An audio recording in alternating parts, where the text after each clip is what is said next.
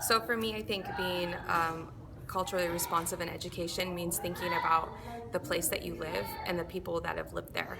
And I think in Southeast Alaska, of course, our most prominent culture is the Tlingit people here. And so, being an educator in Southeast Alaska, I think that that's what, we try to think about is that there were people here before there was, you know, um, civilization as we think of it, Western civilization. And so being responsive to that culture and understanding that those people had a way of thinking before we came in and westernized things. And so I like to think of, ways of knowing and presenting that to my students, that there are other ways to think about things and that people before us thought about things differently, and that their knowledge is much greater than the knowledge that we present to this area because they've been here longer and have historical roots here. And so I try to tie things back to those roots and to that history. And I think for kids, whether they're from that culture or not, it's important to know about the place that you live because it is part of you.